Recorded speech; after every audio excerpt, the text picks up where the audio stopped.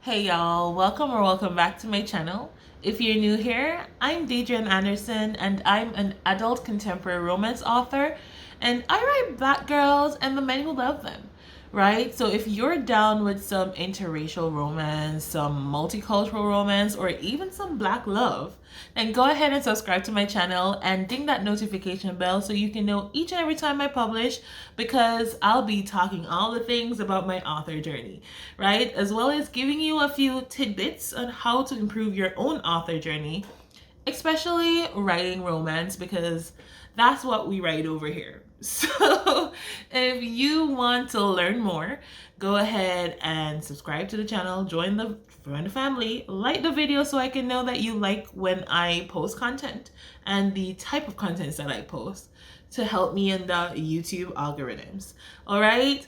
Today is episode 8, week 8 of the Tropey Wednesdays series here on my channel, where we discuss all the romance tropes in detail, give you a few tips on how to make it believable and incorporate it in your own writing, and a few things you should avoid some of the time. All right, so if that's something you're interested in learning about, go ahead and stay tuned because this video will be for you.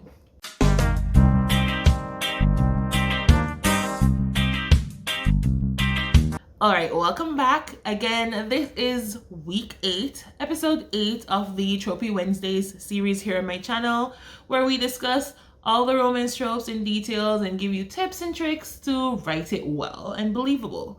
All right, the tropes we'll be discussing this week, if you see me looking down, it's because I'm looking at my computer. So the tropes we'll be discussing this week are imaginary love triangle, injury, jilted bride, kidnapped, and law enforcement. All right, now let's get right to it, right? The first one is imaginary love triangle. Now, this is hinting on another trope. Obviously, it's there in the name. It's hinting on the love triangle trope. It is a version of the love triangle trope, but not quite. Because we can't forget the main word here is imaginary. So in this, using this trope, basically your main characters, one of your main characters, is convinced that they're in a love triangle, right? They've convinced themselves that these two other characters are really feeling them, they're interested in them, and they convince themselves that they got two options, right? But in reality, they only have one, if any at all, right? It's essentially because they're nice to them and they treat them with respect and they give them, you really want to amp up the fact that they both treat them well. They both treat them like they're worthy because they are worthy, like the kings or queens that they are, right? And they treat them as if as a human being should be treated.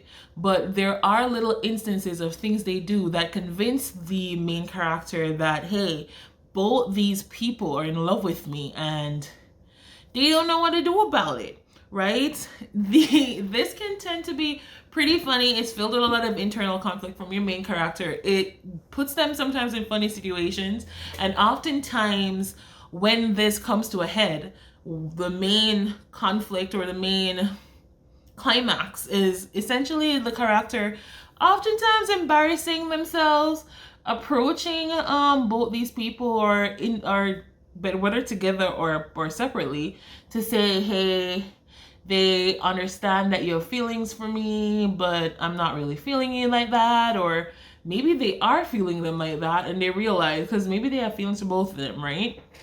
And because this isn't the white shoes trope, we haven't gotten there yet. Because we're not writing a harem. Unless you are, then you approach this completely differently, right? But if you're not writing a harem, then, or a reverse harem, then normally when they approach the wrong person first to let them know, hey, not really feeling you like that, the person's gonna be looking at them like they're crazy, saying, girl, sir, we don't like it like that. So it creates a lot of conflict, it creates a lot of drama, and it can be really fun to play around with, right? So, you know, the main point in this is that you really want to amp up, that you don't want to make your character be out here looking like they crazy in these streets, right? There has to actually be a good reason for the character to believe that both these people or have feelings for them and that they're legitimately in a love triangle, right? They have to believe that wholeheartedly or else the trope won't work. So you have to really sell it so they believe wholeheartedly that they're in this triangle, right? All right, number two, unless that's what you're going for, unless you want the character to be a little bit unreliable, to be feeling themselves a little bit too much to believe that everyone is in love with them. Unless that's the story you're going for, and as long as you do it well, that can also work, right? But if that's not the story you're going for, you have to give them legitimate reasons to believe that the other characters are really have feelings for them, right? Okay, so number two is injury. Now, as the name suggests, this trope involves one of your characters getting injured, right? Now, this injury can either be the thing that adheres your characters together, right? Sticks them together for the rest of the story, or it can be what pushes them apart, or it can actually just be a source of conflict, right? The main thing is there is some point in your story where the character gets injured, right? And it has to matter. It has to make a difference to your plot. Now, I've seen this done in a number of ways, all of which that will depend I'm starting to become like a broken record now. You've heard me say this throughout a lot of the videos. The way you approach this and the series that it follows will depend largely on the other tropes that you pair it with or what's going on in your story. What's your plot, right? Because if you're dealing with if you're writing a medical romance, which is another trope and a subgenre, but if you're writing a medical romance and these are medical professionals, obviously your injury may actually be a part of your inciting incident or in part of what pushes them to the meet cute, right? So you never know. Or if you're writing maybe a athlete, right? And athletes and friends to lovers maybe or best friends to lovers maybe, or even enemies to lovers. But if they're an athlete, maybe they injure themselves in some match. You can even ramp up the stakes and say, hey, the friend or the best friend or the enemy said that, yo, you're gonna lose that match, don't go. Maybe they're a fighter, maybe they're a UFC fighter, they injure themselves, right? And then the same person that was telling them, hey, maybe you shouldn't do this or maybe this isn't a good idea, end up being the one that has to take care of them, right? If it's a celebrity, this is the person that has to ensure that you stay out of trouble, don't get in any more trouble. If you're an athlete, this is the person that's going to stay there because they care about you, they're your friend, right? And maybe you're injured, maybe you broke your feet and you can't really move, or maybe if you're an archer, you broke your arm, and so the person is stuck there helping you. Well, I say stuck, but they could actually legitimately want to be there for you, to take care of you. And while they're taking care of you or your main character, they develop feelings for you, right? They develop feelings for each other because they're spending so much time together, because they're taking such good care of them, and because they're getting to know each other better, they fall in love. So that's the injury. Moving on to number 3, Jilted Bride. Now, Jilted Bride is essentially what you think it means. Now, your heroine or the bride of your story, one of your main character, was left at the altar, right? Either they were left at the altar standing there, the groom didn't show up, or maybe they put themselves out there, they were engaged, it was the day of the wedding, groom disappeared, right?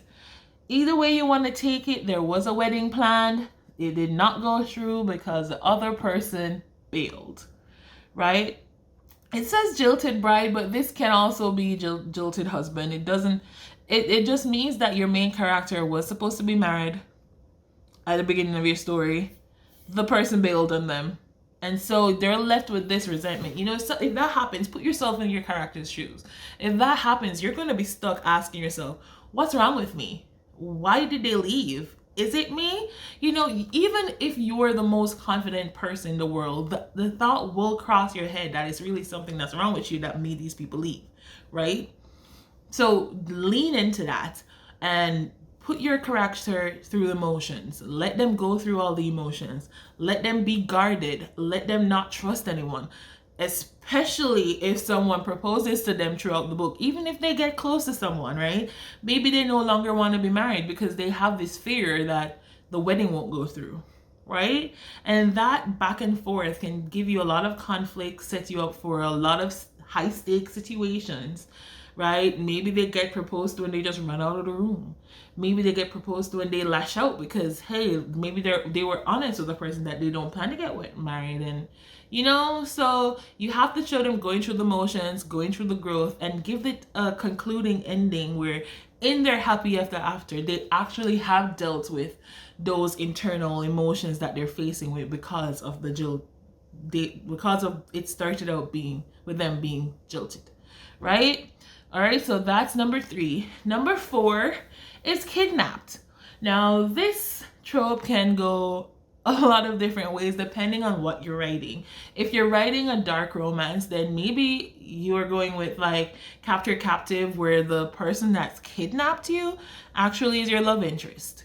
If you're not writing dark romance, maybe the person gets kidnapped and the love interest, maybe the love interest is like a detective or a police officer, and they're actually searching for, or maybe just a sleuth, and they're actually searching for the love interest because maybe they were friends, or maybe it's not maybe it's just their job to do it. And while they're searching for this person that's been kidnapped, right, they learn more about this person. They learn more about this person as they go along, and they learn more intimate things about them, and they start developing feelings for them without even knowing it, right? Or maybe both your characters get kidnapped together. Maybe they were strangers when it started, maybe they were enemies, depending on the tropes you go with, right? You're seeing the trend here, right? So you're using multiple tropes in your book, not just one. So depending on the other tropes that you're using, right, it will determine how your kidnap scenario plays out, right? So that's the kidnap trope. That's a kidnapped trope. One of your main characters gets kidnapped, and it takes the story in different directions based on the other tropes you're using. Just make sure it's believable. Don't have your character being kidnapped in chapter 1 and just magically develop kung fu abilities in chapter 2 to get themselves loose, especially if they don't have that background. Know your backstory. Know your character inside out. How would they react to being kidnapped? Right? If it's a dark romance, maybe they don't even want to be set free, right? So know your character, know their motivations before you write these scenes, right? Don't just conveniently add in skills that weren't there before just to get them out of the scenario. All right? Make it believable. Now, the 5th and final trope we'll be discussing in this video is law enforcement. I sort of hinted at it a little bit in that last one there, because if you're not writing a dark romance, most times the kidnap trope is paired with some form of law enforcement, right? It's essentially that one of your main characters are in law enforcement. Now, not because law enforcement is involved means that you're writing the law enforcement trope. It has to be one of the main characters, right? If the police just shows up at your, don't go promoting that you wrote a law enforcement book, right? And it's just that the police showed up at your character's house once and you've never seen them again. So one of your main characters has to be in law enforcement. They could be a police officer, a detective, they could be working with the FBI or the local police department, or a sheriff if you're in a small town, but they have to be in law enforcement and deal with the things that come with that, right? Kudos if you're writing that they fall for a criminal, right? That will give you a lot of conflict. Of someone in law enforcement, their job basically determines a lot of how they react to things, right? Because of their educational background, because of their professional background, they would react to situations differently, right? They may run background checks on the person their love interest, right? They may run background checks, they may find things, maybe their facing conflict because maybe that person doesn't have a squeaky clean record, right? Or maybe they started dating them believing they had a squeaky clean record, then found out that that's not really the case, right? How are they going to react to that? How will their background in law enforcement influence how they react to the person? Is it that they did something that they may need to turn them in? Will they have to essentially battle with their duty in law enforcement to the way they feel for the other person? Ensure that there are stakes. Give your story stakes, give your story high stakes. There's so many ways you can bring this trope. So have fun with it and be creative. All right, now those are the 5 tropes we'll be discussing this week. Just to recap, they were imaginary love triangle, injury, jilted bride, and law enforcement, right? Oh, and kidnapped. 5, I can count, right? So those are the 5 tropes. If you have any questions about these tropes, or if you feel like I didn't discuss anything, go ahead and drop them in the comments below and let's start a discussion about it, right? Go ahead and hit that subscribe button and ding that notification bell so that you can know each and every time that I publish a video, right? This is Tropey Wednesdays. You can expect these videos to continue coming every Wednesday until I run out of my list that seems to be ever growing, right? Every time I look at this list, there's more that I remember. So I should be in this series for a while, so go ahead and subscribe to the channel if you're really looking to get into romance and you're liking these tropes. And who knows, after we finish going through these tropes, we may go through other tropes because I got some ideas of other genres I want to dabble into. So we can just explore that together. So go ahead and follow along with the journey. If you want to learn more about writing, becoming an author, and using the things that the readers love. All right. And hit that like button so I know that you liked this content and you want me to continue publishing content like this. All right. Again, my name is Deidre Anderson. I'm an adult contemporary romance author and you're here on my channel. So come back again next week or whenever else I publish a video. And until then, be kind and approach every situation with love. All right. Bye, guys.